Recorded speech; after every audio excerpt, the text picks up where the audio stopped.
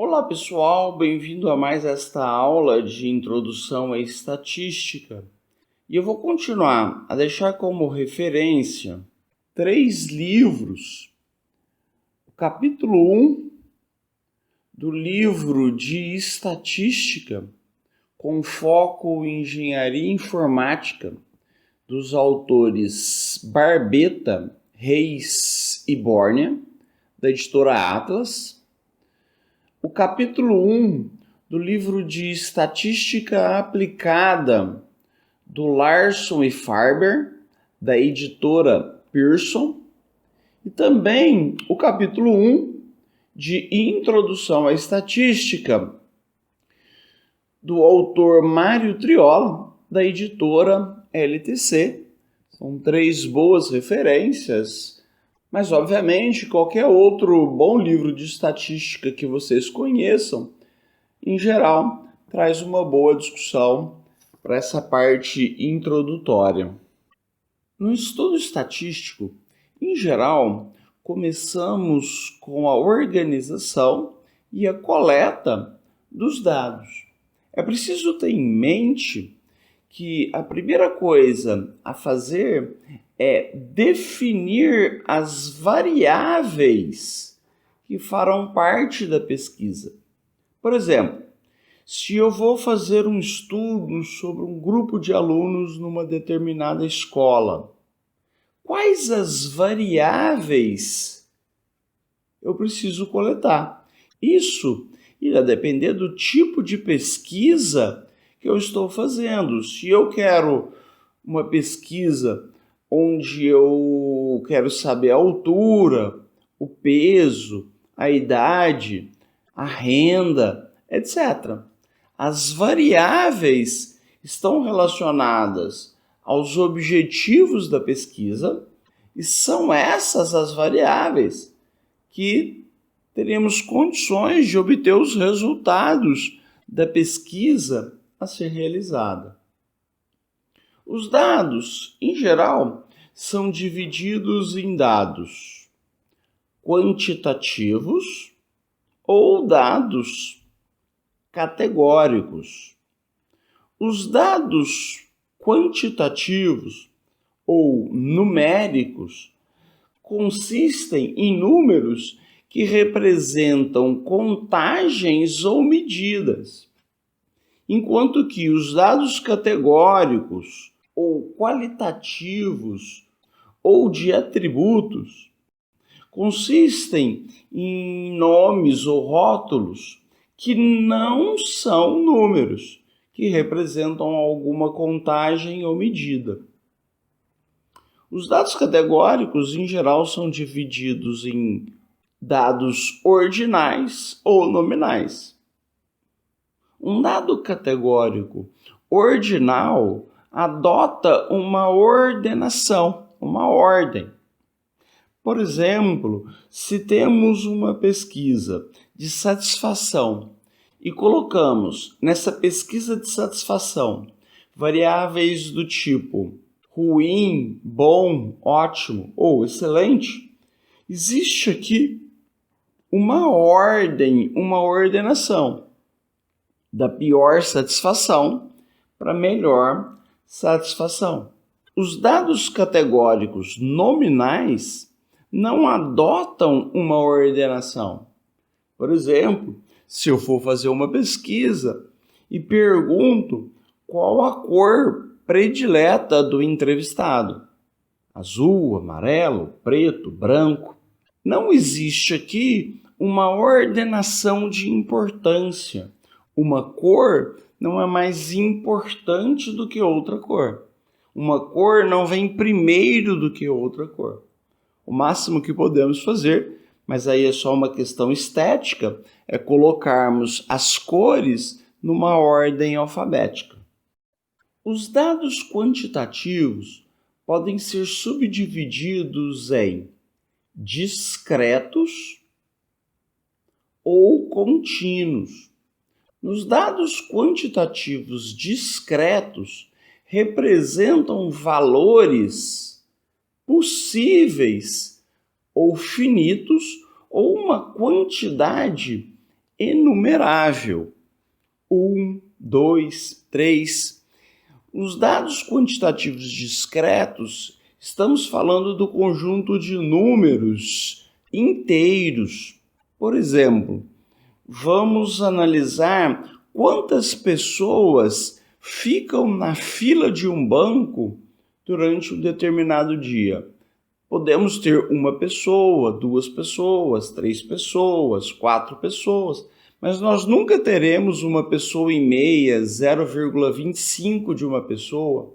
Os dados são finitos e são enumeráveis. E estamos trabalhando no conjunto dos números inteiros. Já os dados quantitativos contínuos, estamos trabalhando no conjunto dos números reais. Os valores são infinitos e, em geral, correspondem a uma escala que é contínua. Por exemplo, se estamos analisando a temperatura de um determinado local, de uma determinada cidade, são infinitas as temperaturas numa escala contínua de temperatura. Por exemplo, em graus Celsius. Numa cidade pode fazer 39 graus, 39,1, 39,12, 39,2, 39,21, 39,22. Temos aí infinitos valores dentro da escala de graus Celsius. Em geral, nós separamos os conceitos de parâmetro do conceito de estatística. Parâmetro é uma medida, por exemplo, uma média, a moda, o desvio padrão, que descreve certa característica, ou seja, as variáveis que estamos coletando dos elementos de uma população. Como exemplo, podemos pegar como medida a média e como característica a idade da população de alunos numa determinada escola. Então, temos a média da idade de toda a população dos alunos de uma determinada escola. É a média de idade de todos os alunos da escola. Uma estatística é também uma medida, uma média, uma moda, um desvio padrão, que descreve certa característica, a variável que estamos analisando, só que agora dos elementos de uma amostra. Pegando o exemplo anterior, temos a média de idade da amostra de um conjunto de alunos de uma determinada escola. Então, o parâmetro corresponde a uma medida da população, enquanto que uma estatística corresponde a uma medida de uma amostra. É muito comum em um estudo estatístico fazermos essa separação quando estamos diante de um parâmetro ou quando estamos diante de uma estatística. Como eu já disse na videoaula de introdução anterior, é importante notar que uma estatística amostral pode diferir de uma amostra para outra, enquanto que um parâmetro populacional é constante para uma população. Isso é óbvio, né? Uma estatística amostral pode diferir porque a amostra pode diferir de uma para outra. Se eu tenho uma população e pego dessa população uma amostra, depois eu pego uma outra amostra, para cada amostra que eu pego, a estatística amostral pode diferir, enquanto que a população não muda. Obviamente, o parâmetro populacional é sempre constante para uma determinada população. Se estão gostando dessa videoaula, não esqueçam de deixar o seu joinha, compartilhe em suas redes sociais, inscreva-se no canal e acione as notificações para ficar por dentro das novidades do canal. Vamos falar agora um pouco sobre técnicas de amostragem. Em pesquisas de amostra, que chamamos de pesquisa por amostragem, ao coletar os dados, precisamos ter cuidado para que não haja nenhum viés, para que os dados não sejam viesados, ou seja, dados que irão trazer problemas ou erros de interpretação no futuro. Para que isso não ocorra, um pesquisador deve assegurar que a amostra seja realmente representativa da população. Nesse sentido, esse pesquisador precisa ter cuidado com a técnica de amostragem, ou seja, qual a técnica que ele vai utilizar no processo de seleção das amostras, para que essas amostras não tragam dados viesados, dados que irão trazer erros de interpretação no futuro. Uma das técnicas mais conhecidas é a amostragem aleatória simples. É o processo de seleção de dados em que todos os elementos da população tenham a mesma chance de serem escolhidos. Por exemplo, vamos supor que estamos querendo tirar uma amostra de alunos numa determinada sala de aula para uma pesquisa qualquer. Podemos pedir para o representante de sala de aula para que ele escolha essa amostra. Ora, esse processo de seleção, ele com certeza traz um viés. Esse representante de sala irá escolher, provavelmente, os alunos que ele tem mais afinidade, os alunos que ele tem mais conhecimento, os alunos que são seus colegas. Dessa forma, nem todos os alunos têm a mesma chance de ser escolhido nessa pesquisa. O ideal aqui seria, por exemplo, um sorteio dos alunos pelo número da chamada. Quando eu sorteio os alunos pelo número da chamada, eu estou evitando qualquer tipo de viés, na medida em que a chance de cada aluno ser escolhido para fazer parte da minha amostra é a mesma, sendo que estamos fazendo aqui um sorteio. Uma outra técnica de amostragem importante é a amostragem estratificada. Esse tipo de amostragem acontece quando é importante que uma amostra tenha elementos de cada segmento da população que compartilham uma característica similar. Pode ser a idade, gênero, etnia, qualquer característica similar em que a população esteja segmentada. Esse tipo de amostragem é quando é importante manter a proporcionalidade desses estratos. Vamos dar como exemplo, numa escola em que haja adolescentes e crianças. E eu quero saber o grau de satisfação com a limpeza da escola, a percepção que os alunos têm sobre o quão limpa é a escola. Suponhamos que em pesquisas passadas identificamos que os adolescentes têm uma percepção melhor sobre a limpeza da escola do que as crianças. E suponhamos que essa escola tenha 75% dos seus alunos adolescentes e apenas 25% de crianças. Nesse sentido, seria importante fazermos aqui uma amostragem estratificada, Ou seja, nesse sentido, seria interessante mantermos a mesma proporcionalidade na minha amostra. Na minha amostra, eu preciso ter 75% de alunos adolescentes e 25% de crianças.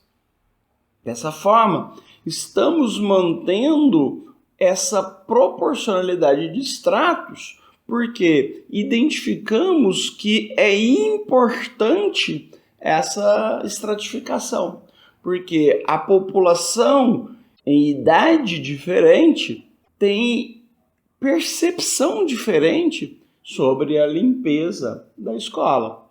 É dessa forma que estratificamos a amostragem, seja por idade, nesse exemplo, mas às vezes estratificamos por gênero, às vezes estratificamos por etnia ou por qualquer outra característica que seja possível de identificarmos e percebermos a importância dessa estratificação como sendo algo que não vai viesar a minha amostra.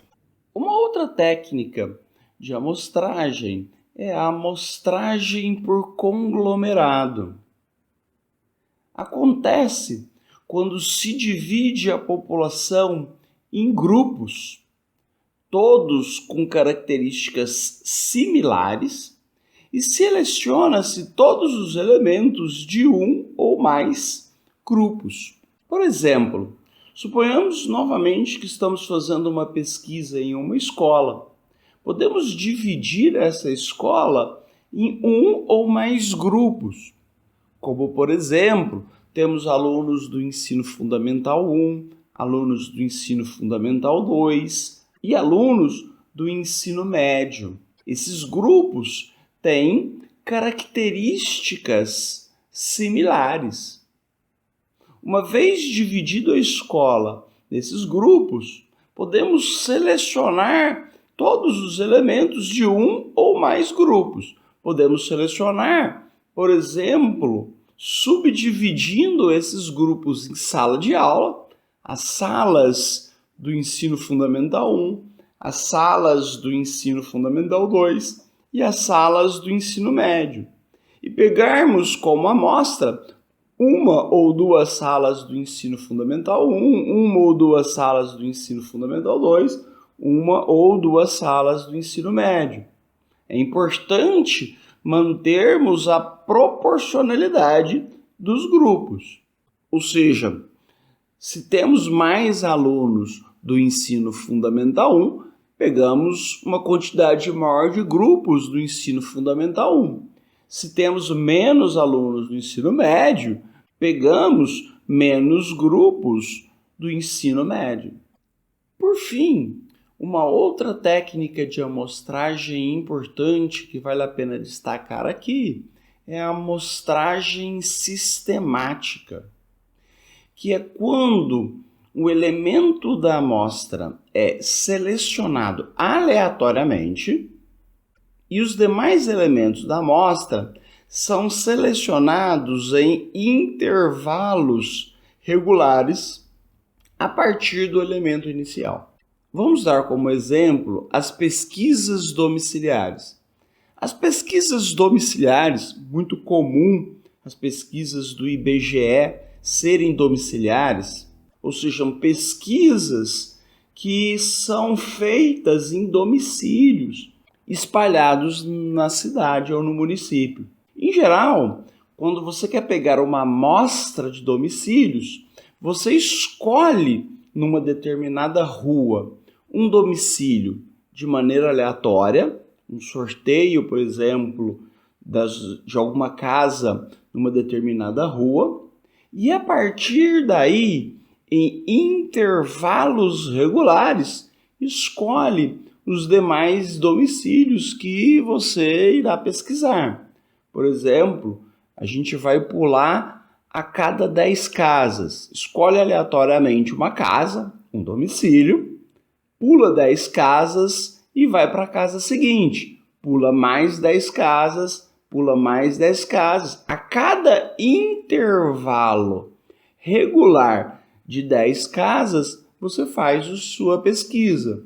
Essa é o que chamamos de uma amostragem feita de maneira sistemática, por meio de intervalos regulares. Uma amostragem sistemática. Para finalizarmos, é bom lembrar que em estudos estatísticos precisamos ter um pensamento crítico. Não devemos utilizar cegamente fórmulas e procedimentos. Devemos pensar cuidadosamente sobre o contexto dos dados que foram coletados. Dados que foram coletados num país podem não servir para outro país. Dados coletados num período do ano podem não servir para um outro período do ano. Dados coletados num determinado contexto podem não servir para concluirmos outros contextos. A fonte em que esses dados foram coletados. Esses dados foram coletados em domicílios, em casa. Esses dados foram coletados numa praça. Esses dados foram coletados por telefone, foram coletados pessoalmente. Qual a fonte desses dados? São dados que foram coletados diretamente num questionário ou foram dados coletados indiretamente num determinado relatório oficial do governo? Qual o método utilizado na coleta dos dados? O processo de amostragem? Que conclusão é possível alcançar com as informações e os dados que nós temos? Alguns dados nos permitem chegar a determinadas conclusões, mas não nos permite chegar a outras conclusões. Quais as implicações práticas que esse seu estudo traz para a sociedade? O pensamento crítico é a chave para o bom estudo estatístico. Vejamos agora esse pequeno exercício que está no livro do Larson, na página 7. Um exercício de verdadeiro ou falso. Nos exercícios de 5 a 10, determine se a afirmação é verdadeira ou falsa. Se for falsa, reescreva de forma que seja verdadeira. Pause o seu vídeo e procure fazer esse exercício que eu vou corrigir com vocês. Vou dar a resposta agora e espero que vocês tenham acertado. 5. Uma estatística é um valor numérico que descreve uma característica da população. Isso é falso. Uma estatística é um valor numérico que descreve uma característica não da população, mas da amostra. Um parâmetro é um valor numérico que descreve uma característica da população. Para transformar essa afirmação em verdadeira, podemos mudar aqui a palavra estatística por parâmetro ou podemos mudar aqui a palavra população por amostra. Uma estatística é um valor numérico que descreve uma característica da amostra. 6. Uma amostra é um subconjunto de uma população. Verdadeiro. A população é o conjunto universo e uma amostra é sempre um subconjunto desse conjunto maior que é a população. 7. É impossível para o Census Bureau obter todos os dados censitários sobre a população americana. Verdadeiro. É impossível obtermos todos os dados sobre a população americana. Podemos até, numa pesquisa de censo, obtermos alguns dados sobre a população, mas nunca todos os dados de toda a população americana. 8. A estatística inferencial envolve o uso de uma população para chegar a conclusões sobre a amostra correspondente. Falso, aqui está invertido. A estatística inferencial envolve o uso de uma amostra e não de uma população. É o uso de uma amostra para chegar a conclusões sobre uma população. Então, a estatística inferencial usa uma amostra para chegar a conclusões sobre uma população. Os termos aqui, população e amostra, estão invertidos nessa afirmação. 9. Uma população é a coleção de alguns resultados, respostas, medições ou contagens que são de interesse. Falsa. Uma população é a coleção de todos os resultados, respostas, medições ou contagens que são de interesses. A coleção de alguns resultados não é característica da população, e sim da amostra. 10. Uma estatística amostral não mudará de amostra para amostra. Também é falso. Uma estatística amostral muda de amostra para amostra. O que não muda é a população. Um parâmetro não mudará para uma população, mas uma estatística amostral muda para cada amostra coletada.